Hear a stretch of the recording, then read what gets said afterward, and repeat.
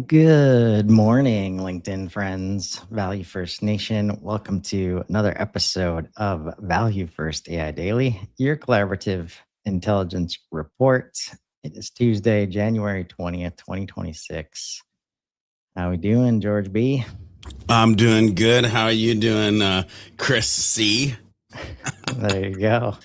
I'm doing good. Doing good. Yeah. Hard not to right now, I feel like. Mm. I Did you think have a long Sunday. weekend? Um, yeah, I ended up taking a lot of yesterday off. Uh, I'll say from the usual stuff. Mm. Pretty hard to take a day off from having fun with AI right now. Right. Right. Um, I would agree. and I've been thinking a lot about the conversation we had on Friday, uh, talking about kind of some of the gotchas Yeah. that come from AI based on its human training data set that it started with. Mm. But then on Sunday, maybe the most productive day of my life, I saw uh, that. I saw that on making Slack. 14 videos, 3 new pillar pages, and really filling a gap um, where I've been doing a ton of content over the last 2 years, but in the way that I stubbornly want to do it, right? Which is generally going live, having a 30 to 60-minute conversation um, about topics that, I think have been uh, aren't easy, like aren't quick wins, aren't easily consumed in a 30-second video. All the while, people were telling me, "Yeah, Chris, I don't want to watch an hour long video just to learn everything. That's not my jam." Mm. So the day has come where, uh, because all the long form content exists, I can now easily create videos and shorter content and all these gaps that, um, as I think about how we're trying to help people think about AI, it's not about the time saved, right? And I just wasn't doing that stuff. Like it wasn't getting done. Yeah. And now that it doesn't take a lot of time, I am able to, create. And I've got some stuff to share, but I'm curious, um, how you help when people maybe show up and say like, well, I ran into this issue, or it didn't do this thing right, or all these like kind of gotchas that people run into because it can be just a mirror of what you're trying to accomplish. It can be very supportive no matter which route you're going. Yeah. As people share their stories about maybe not getting the value that they hear about, like how do you usually talk them through that? Yeah. Can I answer that question in a second? Because I actually have a couple questions for you. And Sure. then, but the question is like when somebody arrives at my doorstep, physically or virtually, and they're having a hard time getting AI to do what they want to do or getting activated with AI, what do I say? Yes, that's the question. Okay, Yeah. before we get into that, Chris, the day that you did, how many videos and how many pillar pages? 14 videos, three pillar pages. Okay. Did you feel exhausted or did you feel full when you got to the end of that day? I felt very full. Okay. And I'm asking that question for a reason because I want people to realize there is a historical difference of where we were and where we are now. Because if you were to ask somebody 6 months, a year, 2 years ago, 4 years ago, hey, we're gonna create I'll even say 5 videos in one pillar page today, they would have lost their everlasting mind. And if they did make it through that day, they would have been absolutely exhausted. So we live in a day where you can create a massive amount of content not slop, content that is of value, and you end your day feeling full instead of feeling exhausted. So I need you, the viewer, the listener, to marinate on that, okay? The second thing is, Chris, I want to bring up before I answer your question, is that it brings me great joy to hear that you're taking the content that you have created over the last year, 2 years, that has been this long form content, that into this next phase. I'll talk about that next phase here in a second. But you said something that made me so sad. You said this, and I've heard this. It rhymes with something else that I've heard before, and I think that's why it makes me sad. Is you said, hey, buddy, I don't want to listen to it or watch an hour video. That's not my jam. Learning's not your jam then. Becoming a better human, a better marketer, a better business owner is not your, like, learning was never meant to be easy. Now in school, learning how to memorize was kind of easy, but learn to do, to activate, to execute has never been easy. So okay. Pardon me, sorry, but yes, you might need some shorter videos so you can watch the hour long in shorter chunks, because that's what you can do, because that's who you are. Sweet. But it makes me sad that anyone would say, I don't have the hour to invest in myself to be better after that hour's worth of time. Okay, so now here's the thing. The thing that I'm excited that you're getting into, Chris, is content confetti. That's what I love to call it. We start with a long form piece of content, and then we create content confetti. For instance, one of the things, like, you now have a system. You now have a process where you've got all this content, and now you can content confetti it, and you can get out to people in these micro pieces or macro pieces versus enormous pieces. And now they can start to learn in the way they can. Prime example, right now, I'm on a live with you. It's going to be a 20 to 30 minute piece of content. Somebody might say, I can't learn through this 20 to 30 minute piece of content. But on one side of my computer over here, I have OBS and I have a virtual camera. On this side of my computer, I have StreamYard and I'm talking to you. Meanwhile, this is recording, OBS is recording, which I'll dump into a Google Drive folder, tag a team member in, and be like, do your thing and give us the clips that I'm literally speaking right now, a clip that will be on the internet. Because it's like, how do you have a system like Chris where it's content confetti after the content? Better yet, how do you create a system where it's content confetti during the event, the podcast, the thing? Okay. Now, Chris, I had to get that off my chest. Back to your question. Ask me the question again, even though I do believe I remember where we're headed. Oh man, that's such a good setup, and we'll get to this after your answer. Like, when people show up and say, I've tried it. Yeah, I have one thing, one pillar that I cornerstone, actually, that I lean into when I hear that. And I've heard myself say it over and over. Don't give up, try again. Don't give up, try again. And what I'm talking about is, especially when you start anything in life, there has to be a moment of persistence. There has to be a moment of where you work through the beginning understandings and you work through the messy middle to become a master at the craft that you're trying to do. And so persistence is key here. Now, in persistence, what I have tried to get people to learn is quit saying the same thing. Say it differently. Stop what you're doing and research for a little bit. Is this something that a skill would fix? Is this something that a sub-agent would fix? Is this something that understanding that let's talk about copy. I'm going to get real nerdy for a second. If you're using AI and you know anything about copy and design, you know that there are these things called widows or orphans, where it's like one word at the end of a paragraph and there's nothing with it, and designers lose their everlasting mind But have you ever stopped and said, hey, as you write these paragraphs or rewrite these paragraphs, AI assistant, I want you to make sure that you're watching out for widows and orphans. By the way, here's the Wikipedia page, or here's the XYZ page on what a widow and orphan is. Make sure, because you're a freaking math wizard, that you're calculating the amount of characters and words to actually make this where this doesn't happen.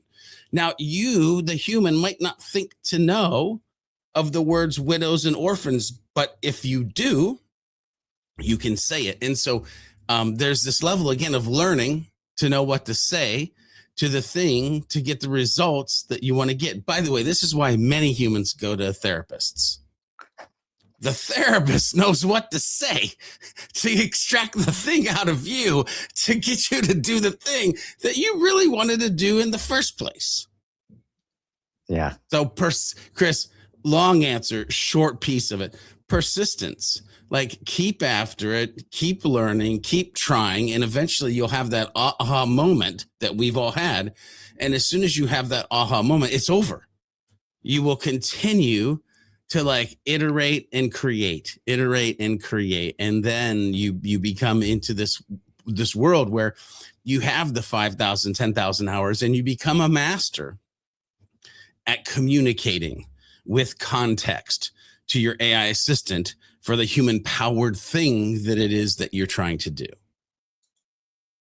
Yes. That therapist that asks good questions and spots the patterns that you're not spotting. Yep. I love the nuance that you shared about saying things differently, though, in terms of, and this is one of the gotchas with AI, I think, like, if you can be persistent and say the same thing over and over, and it will not it will not try to pull itself out of that loop, where a human might be like, no, George, you just said that 3 times now. I'm not getting it because you're not liking what's happening now. So let's think it through. Right. And as I've mentioned previously, I'm going to keep going hard on this AI native concept. Yeah. And that's what we're describing here. George described his setup of OBS and StreamYard and these things, right? That's AI native on the right. So embedded in operations, always present partnership. That thing about always like counting the number of characters or words, or like when the human doesn't have to think about that, the human gets to focus on like other things, right? Context persists and compounds, and AI orchestrates, humans provide depth. Versus when you think of AI as a tool, separate, it's isolated tasks. It's okay, I need it right now, let me go get it. Like, context can't compound, and like the human is still doing all the coordination, and probably because they want, some control as well. And so what I was able to do on Sunday, like, not possible if I'm in this mode right here. And here's an example why. Like, if it's not that I didn't know, right? Like, since 2020, right? Like, you knew this was the ultimate like content marketing plan. Like, if you can start with video and do all these things, but a lot of companies have had teams of people, doing stuff like this. Agencies, like multiple agencies, getting to this point. And what's interesting now is, I mean, back then you'd find like, okay, we're good at this thing, so we're going to just do more of that. Now, even if you're there with AI native mindset, you can start at any one of these places and get to the rest, right? And that's what happened over the weekend. And it started with this video, which I shared several times last week live on client and prospect calls. Yeah. And it's 4 minutes, right? Talking about the unified views. It's got my AI cloned voice, and it was built from an interactive presentation, which I started here, right? So this is really, if we're thinking in these terms, like, I started with like the slide deck. Yep. and now went to the video, and now it's and I got validation like throughout the week, like, okay, this is gonna work, right? This is the short video. It's my voice and it sounds good and people are understanding the concepts. It's going slower than I would, and people appreciate that, even though I feel like it's taken forever to go from one slide to the next in this 3-second space. Like, Yeah. which I asked directly one time. I was like, guys, like, I feel like this is an eternity. Is it the right amount? Like, moving from side to side? And they're like, yeah, it gives me time to understand what just happened. I was like, all right, cool. So Chris, it's funny that you bring that up because take it from me that yes, it's probably the right speed, because I have heard this, and it is what it is. I've heard this many times during trainings with humans, because we're trying to get a massive amount of information done in a certain amount of time. They're like, are you recording this? I'm like, yes. Good. I'm like, why? Because I want to go back and play it at 0.75 speed, which is different, because most humans are like, I want to play this at 1.5, no. Can we just play it at 0.75? So it can have some breathing room. So I'm glad to hear that people are saying, yes, this is good. Yeah. It was refreshing to hear. I did get one, why are we watching this kind of feedback, which is fine. And that person also said, let me go watch it 4 or 5 times. And give you some feedback, which again, just the ability to hit that content confetti mode, like you said, because every human learns a little bit differently, even though they all like video and visuals. And now, so with that in mind, and like on Sunday, 3 concurrent Claude Code sessions took me to 9 videos covering the value path. Again, the presentations had already been done because they're built from website resources that already exist. And I needed to say, like, hey, time to bring everything together into a pillar page. So we got that done. And then once that happened, I was like, okay, time to make one for the unified views page. All right, as we continue building, all right, time to make one for the whole framework, right? And that was after this super awesome feeling, like 5 core beliefs video. And it's just like, this is what compounding looks like. And like the crazy part, and I know this is not for everybody, but like I really was filled up after, many hours. 3 different Claude Code sessions behind the scene. 2 of those were handling this. The other session was creating a VIP client portal situation for all of the clients. Yeah. Right? Just stuff that, like, this level of value creation, right? You cannot get there if it's just a tool. Yeah. Can we go back to help people move forward for a second? Yeah. Because you said something a while ago that I want to unpack here. And you said, like, listen, if you were talking to a human and you said the thing 2 or 3 times, the human would say, hey, can you try to communicate this with me in a different way? I'm not understanding what it is you're asking for, right? That's just, I've been there, done on both sides of the fence, by the way. I would ask you, as you watch this, have you gone into your custom instructions, and is there a custom instruction on, if we're communicating and you don't understand me, you have the right to tell me that you don't understand me and to please try to give this to you in a different direction? As you sit and watch this, have you added to your memory a rule like that as well? Like, anytime that we're talking and you don't understand what I'm asking for, you have the right to let me know. I'm not exactly sure what you're asking for. Can you get more specific, or can you go at this a different direction? I bet you that 90% of the people, Chris, watching or listening to this, do not have a rule in place for that, because I don't have a rule for that, because until you said that, I didn't think about, dang gone. Like, that is actually a very crucial AI assisted because it feels more human thing that should be in the system. So, ladies and gentlemen, I would want you to think today, do I want to add that? Should I add that? And if I add that, what exactly do I want the output to be when we hit those scenarios? And where should I put that in my current system so that it invokes itself, whether it's in ChatGPT, Claude Code, Claude, whatever, Perplexity, Gemini, but Gem, obviously, because it's a custom instruction. Where and how should you implement that in your life to maybe get better results, especially when you're first getting started? Because I feel like those are teachable moments where it could be like, maybe it's and teach me like what I need to say or what you think I need to say, or like, you know what I mean? Like it could even be a Yeah. little helper at that point. Yeah. No, that's like, oh man, you want to feel like it's inevitable that you get there, but we hadn't gotten there yet. And like, Yeah. again, it comes back to what we all have known and now what AI knows. And like what it told me was like to create enforcement rules, like don't do this, don't do this, instead of just like, here's the space to say you don't know.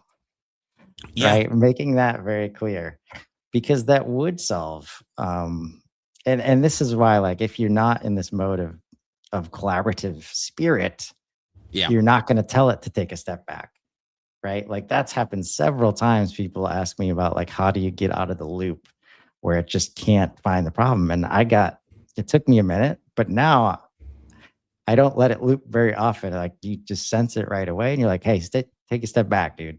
Like, Yeah. you're not like, we're not going to go through this. And as soon as you ask for that, right, it will. But it'll be interesting to see if we can get it to like have that always on, please confirm if you don't know kind of mentality, because, and this is what we started talking about on Friday.